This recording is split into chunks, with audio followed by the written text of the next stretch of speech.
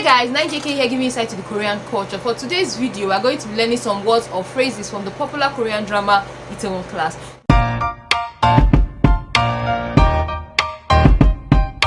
Now this video is part of the KINFLUENCER mentorship program, and I'm not going to be doing this video alone. I have a friend with me called Lindsay, and we're going to be doing video together. Her YouTube channel name is ALOTOFLOTTA. I'm going to leave the link in the description box below. Please be sure to check that out. So Lindsay, say hi. I'm very happy to be able to collaborate with Amanda. So without any further ado, let's go. 사랑해요. 사랑해요, 사장님. Now the first word we are going to be learning, as you saw in the clip, is saranghae sajannim.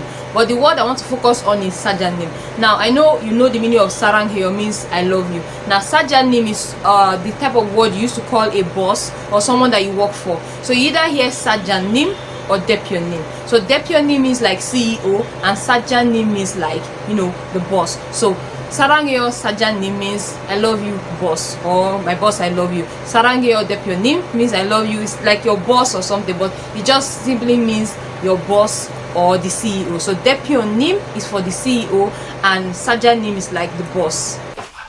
나 좋아요? 아니, 사랑하는데?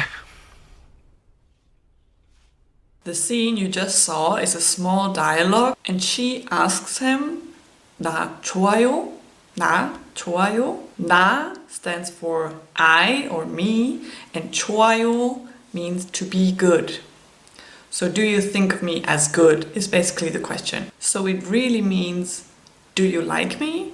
And then he answers, 아니, 사랑하는데? 아니 means no. And 사랑하는데 comes from the verb 사랑하다, which means to love. The 는데 at the end stands for a contrast. She asks, do you like me? And he answers, no, I love you.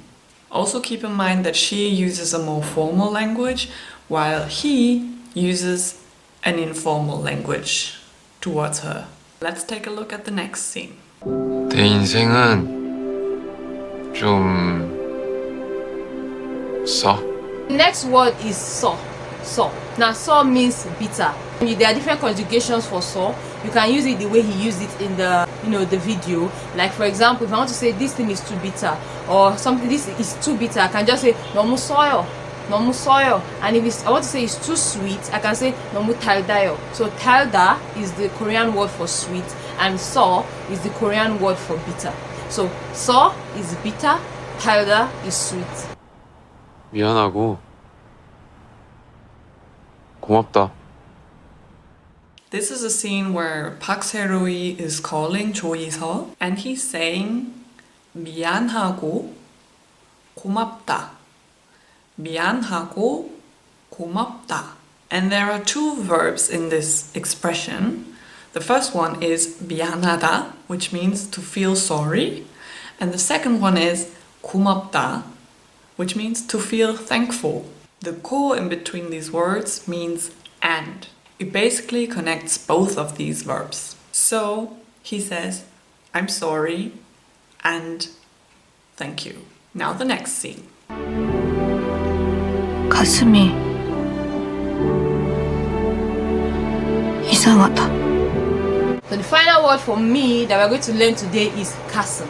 Now I want us to learn the difference between kasim and 심장. Now kasim is like your chest and 심장 is your heart. But most times when you hear this phrase in a Korean drama, when maybe for example they want to say like my heart's about to burst. 심장이 터져버릴 것 같아. Like you watch in the clip, they said 내 심장이 이상하다. 내 심장이 이상하다. You can also say 내 가슴이. You can also use 가슴이 in place of 심장이. Why? Because like the chest is where the heart is and the heart is where the chest is. So you can replace 가슴 with 심장. 가슴 with 심장. So it means literally the same thing. So 가슴 and 심장 can mean the same thing. 네. 저 좀 도와주세요. This scene is a scene where Jo Yi-seo is in a quite dangerous situation and Park Se-roi comes to help her, and then he wants her to say something so he can actually act on it, so he can actually help her. In this situation, she says, 네, 저 좀 도와주세요. 네, 저 좀 도와주세요.